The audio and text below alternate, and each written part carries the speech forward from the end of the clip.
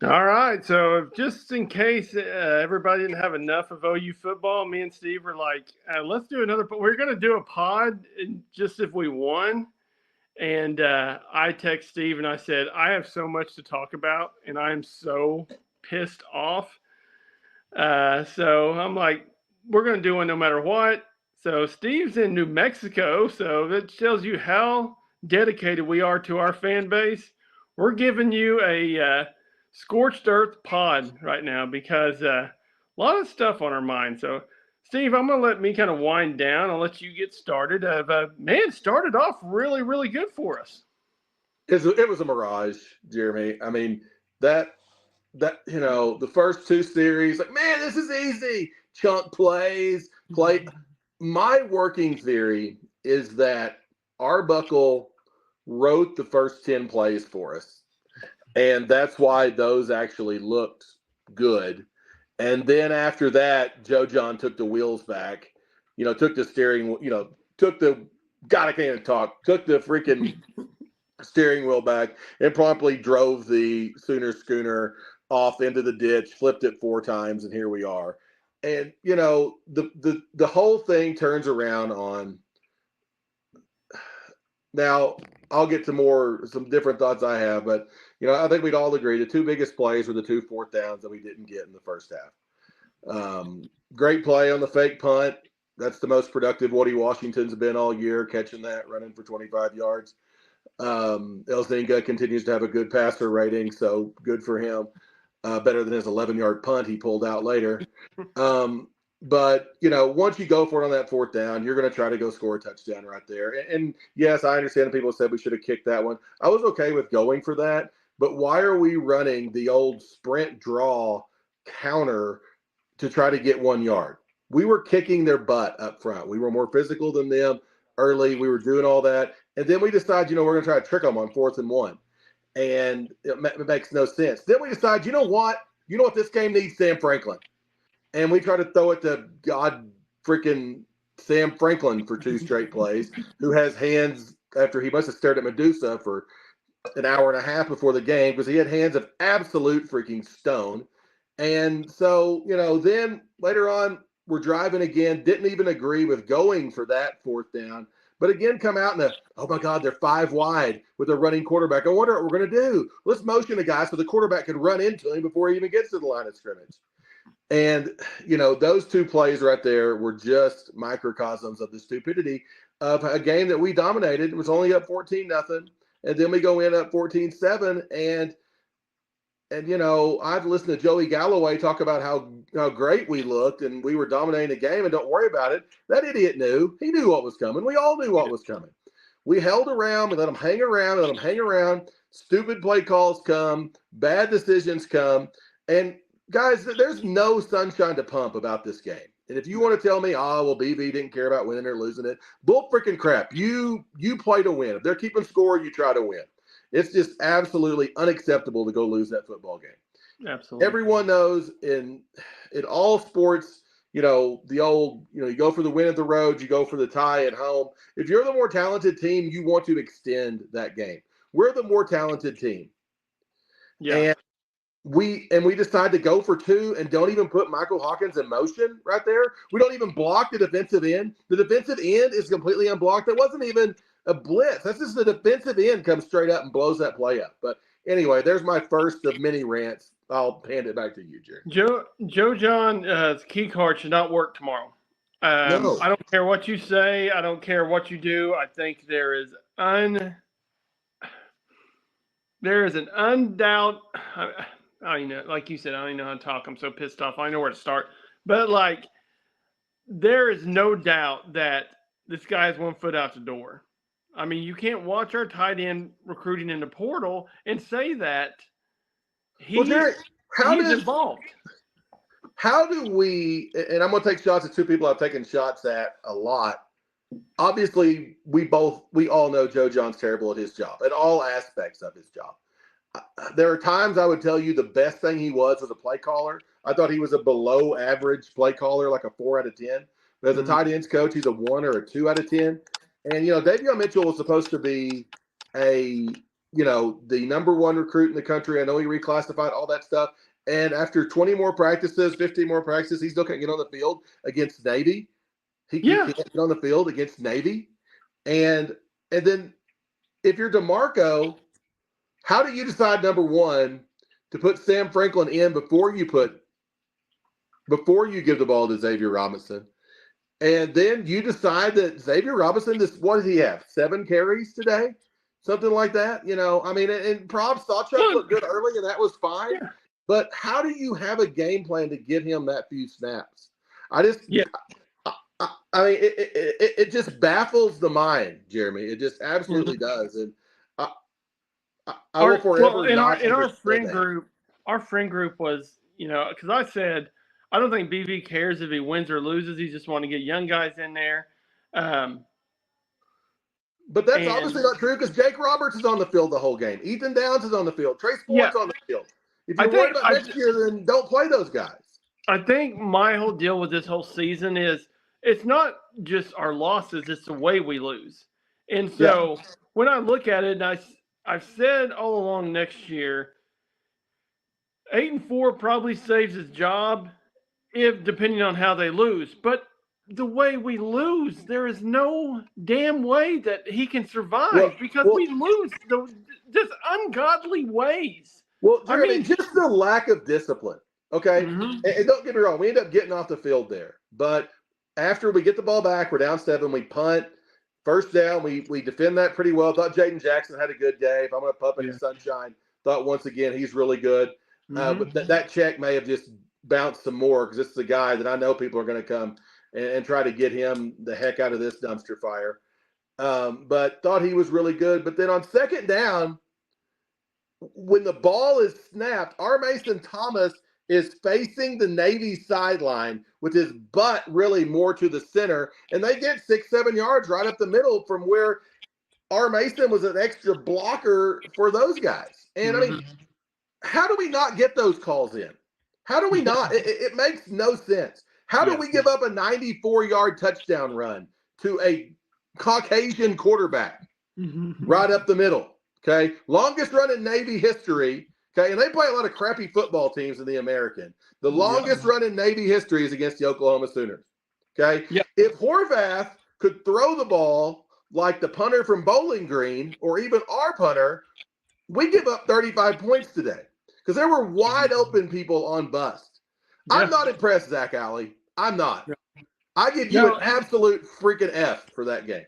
And that is ridiculous, Zach Alley. I guess that's kind of my deal. It's like, you got your 2 QBs that aren't on defense. I understand that. But I think that's my main reason about maybe not going for it on 4th down.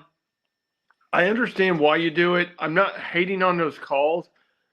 I'm hating on the play calls. I'm not hating on going for a 4th down. But also, too, you have to understand you don't have your 2 leaders on defense. Stutzman the 2 guys who made our calls for the last 3 years were not there. They weren't. Yeah, and Stutzman, you can tell with our linebacking core when he's not in there. That's got to get fixed. You have to find a way to live life on the defensive side of the ball with Danny Stutzman not in there, because if you don't, it is going to be a long season. Steve, I don't feel like there's any chance in hell that BV survives. If he finishes the year, I'll be shocked. I mean it's just like you said, there's no discipline. Yeah, there's no discipline. And we've talked about this before. Like, the things that I just knew we would be good with under Brent Venables were just not there. I thought this would be like a service academy. Very disciplined, very hard-nosed, tough as nails. That's what we were going to be. And, we're just not there. And, it goes back to Danny Stutzman had a great career. Danny Stutzman's a great player. I think Billy Bowman had an underwhelming season this year, but Billy Bowman's been a really, really good player. It bothers me they didn't play in this game, Jeremy. I get it, but I'm pretty sure that Shadur and Travis Hunter are playing for Colorado in a meaningless bowl game. And, if you would have told I think if you would have told me when Coach Prime got hired that Colorado would have a better season in Dion's year 2 than in BV's year 3, I'd have told you you're insane. Now, you can say some of that's playing in the Big 12 versus the SEC. I'm fine with some of that. That's fine. But our culture is not where it needs to be. No, It's just not. And, I mean, that's the whole thing is, I mean, we're either a culture of accountability or we're a culture of vibes. You can't be both. Okay. Yeah. And it's just like we're stuck in this purgatory of mediocrity. I mean, that's just all it is. I mean, did anybody in the world think we were making that field goal when it was 14-14? Yeah. And I mean, why shouldn't we? I'm watching the game, my father-in-law, and I'm like, why are we even kicking this? He's like, oh, he's got the leg to kick it. I mean, and he's right. I mean, we should be able to make a 52-yard field goal. But we're not. We're not good enough to do that because we're not disciplined enough to do that. When we can find a way to not come up big, we found that. There's one exception to that. The one exception to that was the Texas game that we won, last year. That's the one time that we really came up big when it really mattered. But John Mateer, all I can say is for next year, John Mateer better be really, he needs to be JC. He needs to be Jesus Christ because, I mean, he's going to resurrect this bad boy. He's got the long flowing hair. I mean, I don't know. But also, too, our receiving core sucks. Guys, I mean, you cannot sit there and tell me that. I don't care what, if you're a freshman, sophomore, junior, senior, the amount of drop balls. Poor little Jake Roberts, my God, drops one right in his breadbasket.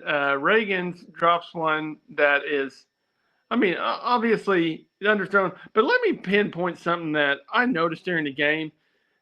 Michael Hawkins realized he doesn't have to throw 95-mile-per-hour fastballs at these guys, right? Like, if I'm Arbuckle, my first thing to him is be like, learn touch.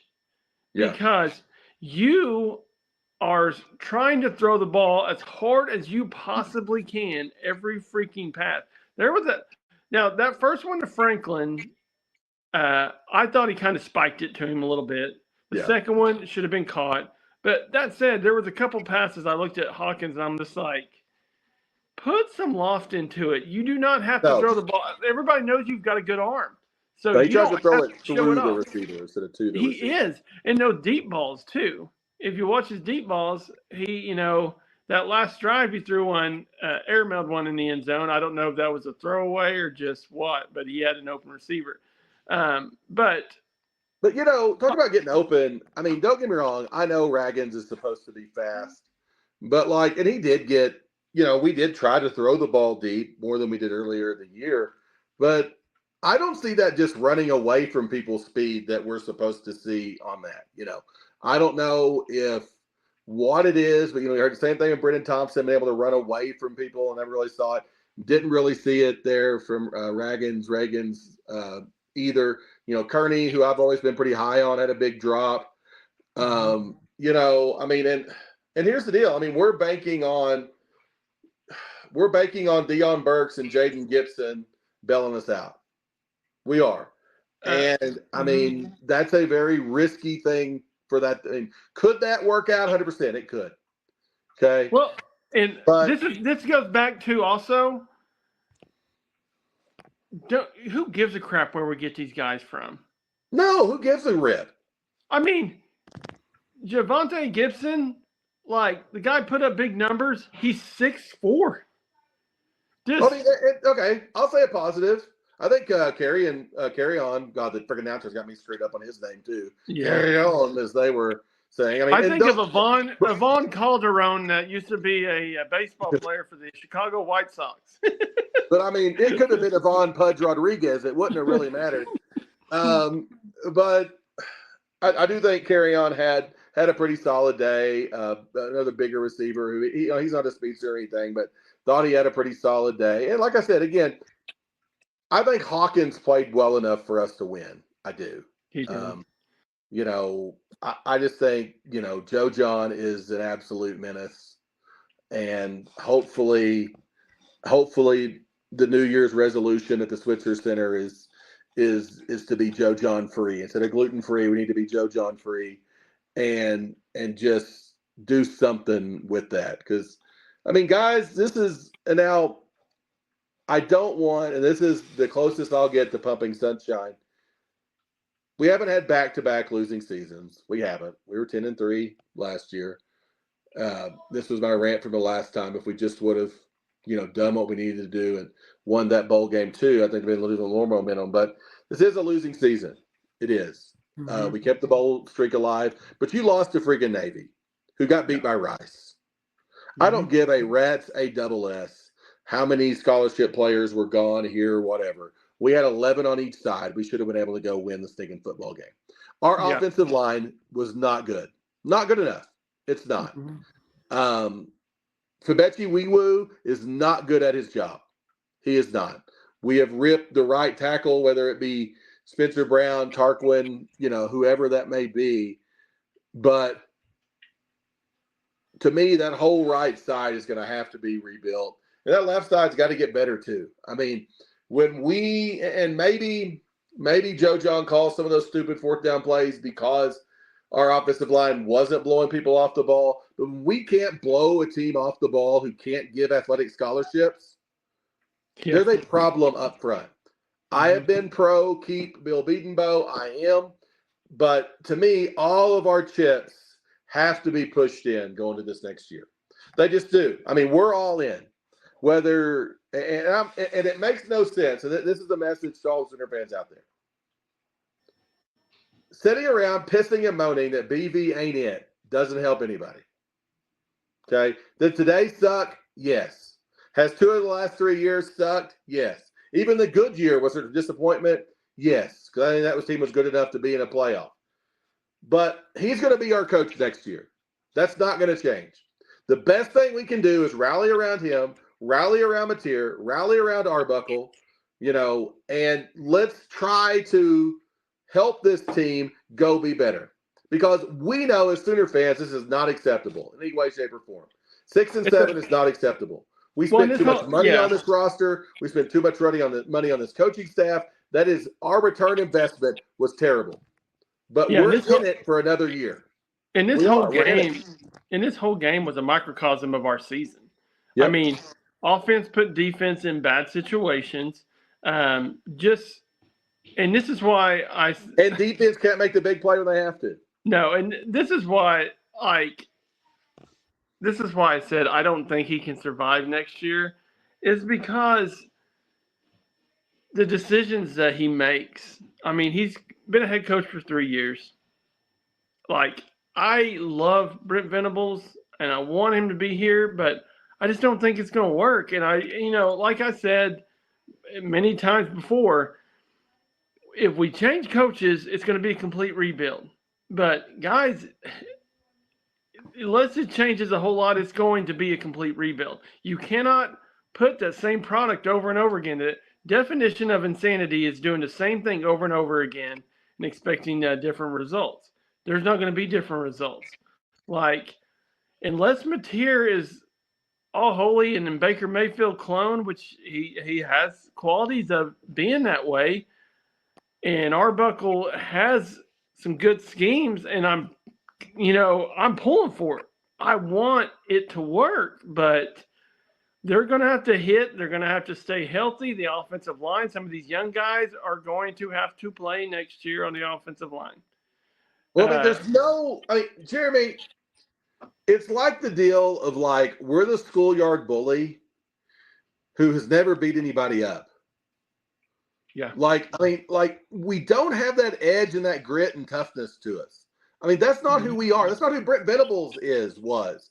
Brent Venables is a guy from a poor family in Kansas who bootstrapped his way to get to where he is. We've got to bootstrap our way. We've got to be tougher. We're Oklahoma. We are a chip on our shoulder state. We're a chip on our shoulder school. Because guess what? Much as I love Oklahoma, I do. Love the state. Love it, proud Oklahoman, all that. Our state sucks in a lot of ways. Our weather sucks. Okay? I mean, it's 1,000 miles to go anywhere to do anything. Okay, it takes forever. Love our state. I mean, I know Oklahoma tourism isn't going to use this, but recruiting to Oklahoma is not the same thing as recruiting to a Florida school, to a California school. Okay, it's not the same thing as that. Okay, I love Norman. Norman's a great town. Okay, Norman doesn't have the cachet that Austin does. It's not this, it's not a big city. It doesn't have that's not who we are. We have to be tougher than people. We have to be tougher. That's who we've got to be. It's got to be grit, and we've got to get that grittiness and that chip on our shoulder back. Yeah. We have to play and act like, like our life depends on it, because it does. Yeah. It absolutely does. Well, it's like we said, I don't know, was it Parker? Oklahoma football is Oklahoma University, the University of Oklahoma. Yeah. Oh, if our football sure. team's bad, our enrollment's down. It's that simple. Well, and I don't know if it was with Parker or Ryan or who. I said, Brent needs to be, I'm not telling him to be like Switzer, but he needs to get a little bit of Bob in him. Bob had that mixture of, and I hate being this guy where it's like, we need another Stoops. Yes. Because there's Stoops don't grow on trees, and Stoops ruined it for a lot of college coaches because he won in his second year, and everybody assumed that's how quick you can turn a program around. But the whole logistics of that was John Blake was a damn good recruiter. He was just a horrible football coach. But Brent needs to find a way to get rid of the loyalty. He is a loyal man. And guys, I'm not trying to make excuses for him, but I think his wife's illness weighs heavy on his heart. And I can't tell you how tough it would be for me if I had to coach a football team in the limelight and my wife's battling a disease like his wife is. So I do understand that. But and I'm not trying to downgrade that part of it. I do think that has a little bit to do with it. We all have the conversations. Is Brent Venables, is he John Blake? Is he Gary Gibbs? Is he, who is he? Who is that sort of thing? Mm-hmm. And unfortunately, right now that's the conversation we have to have with him, because good gravy, guys. We just lost the Navy. And you can say it doesn't matter. It matters. It matters. Okay. Yeah. Why do you get away from what player on our team wouldn't go be like, what player in our 2 deep wouldn't go and be Navy's best player? Well, why don't you score on your first 2 drives? Yeah. And you completely get away from that game plan after that. And like we were talking, Franklin, baby. Well, like we were talking before we got on here, you were convinced that Arbuckle drew up the plays for the My working theory is Arbuckle diagrammed the first 10 plays. And then after that, Joe John, took it back. That's Joe John's like, I'll take it from here. But I'm at a loss. Like I said, I was not looking at this game saying, like, if we lose, I'm going to be really pissed off. We lost, and I'm really pissed off because I love OU football. I want them to have success. And there's just nothing I can take away from this game or games in the past. We took that Alabama game where we were all on a high, and we went to the LSU game and basically shit the bed and gave it away. Yeah. And any momentum that we had after that Alabama game, we said, you know what? Let's get away from everything that was success and just throw it out the window. It just goes back to, Jeremy, like we can't stand prosperity. And we're not the only fan base going through this. Mm-hmm. I was looking at Twitter, and there was people making jokes that, that the checkered end zone at Neyland Stadium has entered the transfer portal for Tennessee as well. Yeah. So there's a lot of people calling for Josh's job in Knoxville. We all know that Kalen DeBoer is on thin ice in Tuscaloosa.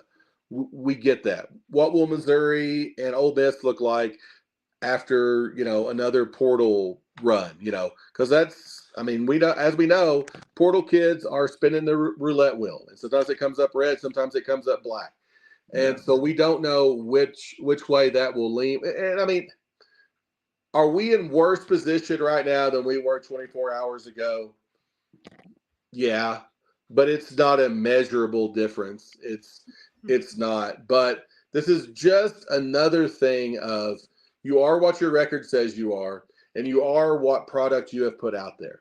So we're going to say that the norm, what Jeremy and I will try to convince you again when we're back pumping sunshine here in a few weeks, is we'll try to convince you that the norm is the Texas game that we won, and the anomalies are losing to Navy. The anomalies are, like, to me, this game had a very Mizzou game feel to it. We're better than they are. Yeah. We're better than they are. But I don't have faith that we're going to win. And, and good football teams win against teams that they're more talented than. Winners win, losers lose, Jeremy. Winners win, losers lose. Like our friend Nathan always said, winning cures everything, and it does. Yeah. And I completely agree with what he said, like, because he was just like, and I winning still matters. Why do they keep score? So I think I would be less upset, Jeremy, in this game if we would have just came out really flat and okay, well, we came out flat, we got behind, Navy marched down, scored on us, we made adjustments, we slowed them down, and then we scored a touchdown right at the end to get within it. We went for 2, we didn't get it. You know what? Hey, at least we're showing them that we want to win it right there, and we have faith, and yada yada yada. Maybe I could spin it that way, but the way it was, where we jump on them and then find a way to lose, that's just a harder pill to swallow. It just is. Well, I mean, it goes back to what we were talking about at the first of this. Is it's the way we lose that destroys our fan base. It's like you said, if we come out flat and you're just like, we just weren't in it this game. But it's like we come out just guns blazing, just scoring the first 2 drives, looking damn good, and Michael Hawkins throwing the ball down the field, and then everybody's like, well, maybe I listened to Travers and Eshmack before the game started, and I'm sorry. Travers said, which I do agree with this. He goes, if what Michael Hawkins wants at the end of this game is saying this quarterback competition isn't over, like it's me and Mateer, like he needs to put up numbers and have a game that they look at him and be like, man, this guy's still a good ball player. And it started out those first 2 series, and I thought, like, man, he looks good. And then it's just like, but, man, you can say what you want about the offensive line. They gave him time to throw. There were times that Jackson played that I'm just like, yeah, but we're playing Navy. You should have time to throw. Oh, no, I understand that. But what I'm saying is like. Oh, I mean, I don't think either one of us is thinking that if I'm going to line up 10 reasons why we lost this game, Hawkins is not very high on that list. No, not at all. I mean, he isn't. I mean, my nephew reads a Sunshine Pumper like us, and he called me, and when we were talking, and he said, hey, this was when things were going well. I was like, we had the wrong OC and the wrong quarterback, and we still ended up 6-6. Maybe that's not so bad. And that's where we kind of could be, but once again, it just doesn't make sense to lose this game. It just baffles the mind to lose the way that we do. And the not being able to line up, the having to use timeouts in the first half, it's the same freaking crap that we've had to, and like I said, we like Britt Venables, but I mean, it's embarrassing that he's trying to throw a fit at the end of the game, wanting a celebration penalty on Navy so our onside kick can get something better. It's as we've said, it's put up or shut up time. And I will say this as we kind of close things down here. My daughter Allie would do a better job coaching tight ends than Joe John Finley. And if he is back coaching tight ends at the University of Oklahoma next year, it is entirely unacceptable. And the financial wherewithal of the Stephen Goss donation, I'm putting fear into Joe Castiglione right here, and the Goss Pest Control fortune sitting behind it, we will not be pleased as distinguished donors. We will not be pleased. No. And if anyone doesn't know, guys, Goss Pest Control is just my dad. It's one person. I'm not rich. I'm not a donor. Don't let the fact that I've had 2 vacation pods act like I'm rich. I'm not. Throw that out there. Well, I don't know. We've had 2 pods. You've been on. You've been out of state. So all I can say is, man, he's making all the money's going to Steve for this pod. So yeah.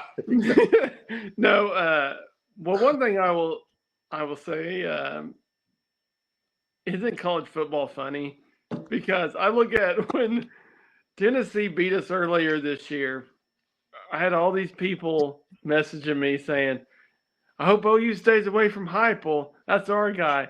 I hope he doesn't come back to OU if y'all get rid of Venables. And then now they all want him gone.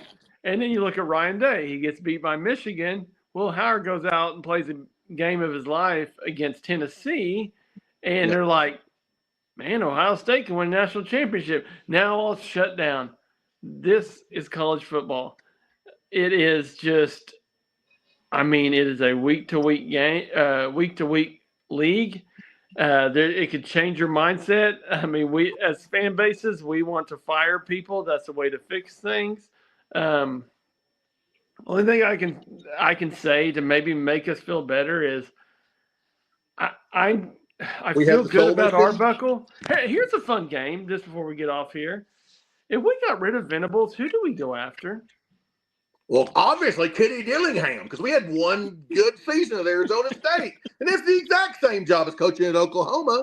Hey, what about Indiana's coach? Like, we won him earlier this season. Yeah, because their schedule was, they beat a lot of good teams. Yeah, and that's what I look at. I do fun games with myself when I'm watching football games and say, if we got rid of Venables, who do we hire? And that, I think, is what I always go back to is, if you're getting rid of somebody, you better have a damn plan in place. You just don't fire somebody and say, okay, now let's see who we go after. You better have this, this, this, and this. And I'll be honest with you guys, if you think that Urban Meyer's not getting called, I'm just telling you, it wouldn't surprise me one bit, because Josie, and here's what's also hilarious. I had somebody on Twitter say, so how much longer are we going to let this Joe C experiment go on? I'm like, Joe C, the best athletic director in college sports? Yeah. Like, give me a break. That's the horse crap, and they all know it. So it's not Joe Castiglione's fault. Here's the thing, Jeremy. We can play revisionist history on this a million times. Marcus Freeman gets hired at the same time. When Kelly goes to LSU. So, you get Kelly at LSU, Freeman at Notre Dame, BV here, and, you've got Dan Lanning out in Oregon. I didn't think we made the 4th best hire there. No. I didn't either. But right now, after year 3, we're in 4th place. Let's hope after year 4, we're not in 4th place anymore. But those are all 4 schools with resources of differing varieties, but are all blue blood-ish type schools. Right now we're in 4th. Right now we're in the dumps. Right now we think OU sucks. But the sun that we pump out of a pumper will rise tomorrow. Things will go on. And, dear Lord and Savior Jesus Christ, just please do what you can of getting Joe John a job somewhere. I hear that goes on my drive back, I'll go past Panhandle State University. I will drop off Joe John's resume. Maybe they're looking for somebody to call some plays out there, or if we got any fans out in Goodwill, maybe he can be ready for that. I think Dodge City, Kansas, I can drive out of the way a little bit on the way back, drop off a resume up there. but get him out of town, and then at least we can start the new year off right. Hey, that goes back too as well. You remember when we were the week of the Alabama game, people were talking about, is Brian Kelly going to be coaching LSU by the time OU gets there? Right. I mean, but it's just so crazy how things change. But Brent's going to have a special season next year. I just don't think there's any other way to. And we're going to know pretty early, man. That Michigan game's pretty early. We're going to know. So well, and people talk about Zach Alley and the West Virginia rumors, and I don't think he's going to West Virginia. But that said, if he does, if he's that stupid to go, then we don't want his dumb rear coaching here anyway. Yeah, but also too, if he does go, I think Venables' hands are more in that than what people think. I mean, Zach Alley's a Broyles candidate, all that stuff. You think Brent Venables not involved on defense? Maybe Alley thinks, I'm going to go somewhere and have my handprint all over this defense. Because if Zach Alley has success, a lot of times people are going to go, well, that's Brent Venables' defense. But also, if he wants to go to West Virginia, country roads, we'll see you later, man. It's Rich Rodriguez just getting back to West Virginia. There's a lot of question marks in BV's tenure. Do you look at it and say, yeah, I mean, maybe that's a 3-year contract, not a 1-year contract. You know, absolutely. So that's if people want all to of our problems, and there will not be a doom look for me if he does leave. Like I said last week, he hasn't recruited well. I think I don't think it was a great defensive game plan today when you had 2 extra weeks to go do it. You know, it is what it is. If he goes, he goes. You know, as the great philosopher Von Draga says, if he dies, he dies. Well, there's just there's so much stuff to touch on. I'll tell you what, on when we do our pod on Monday, we'll go over just because, like, I don't know how much we want to talk about this now. So we'll touch on who we would bring in as a head coach. That might be a fun conversation. But we want to get a crap ton of basketball. Because that is we'll have our first SEC game before then, so hopefully, so that's our high point. That's what we're looking at. I might mix in a little bit of Thunder basketball as well because my God, that team is unbelievable. We don't even the way Shea finished that game last night was nuts, just nuts. I'm trying not to reserve my spot at the championship parade, but I am trying to reserve my spot at the championship parade because. Lindsay goes, is this the same crap that we're going to do like you did the year that they got beat by Golden State in Game 6? I'm like, the Clay game? I'll go. Yeah. I'm trying not to get too excited, but this team just has a different feel, and we don't have Chet Holmgren. So, like I've said many times, I try not to put Thunder talk into it, but God dang, I love watching that team play. Well, you know, something positive has to come. Every there's a lot of negatives. End on a positive. My positives are Jaden Jackson, as of right now, is still a Sooner. That guy's a dude. Nice to see Sawchuck has a pulse. That was a nice thing to see. And, you know, don't think we sustained any injuries in the game. Yeah. Yeah. Hey, and Sawchuck, I think maybe was I think he was banged up all season. Like, you looked at first 2 series, I'm like, maybe he really was more hurt than we thought. So, well, he had 2 longer runs in the first series than he had all season long. Those are Buckles. Yeah. But like I said, all right, guys, we're going to let you go. Have a great guys. 2024. Before you make sure you get on YouTube, subscribe on YouTube. Yep. Also, too, listen to us on Apple. You can get us on Spotify. Follow on YouTube. If you subscribe, it does not cost you a dime, but it sure helps us the hell out right now. And we need it right now because speaking of helping us out, if there's any businesses out there who are looking to sponsor, email us at soonercast@gmail.com. If you also have any questions, if you've got any ideas that you want us to bring up on the pod, we'd love to have those. Comment those on YouTube or send us an email. Have a great rest of 2024. And let's hope 2025 Sooner football is a hell of a lot better. Boomer. Boomer Sooner.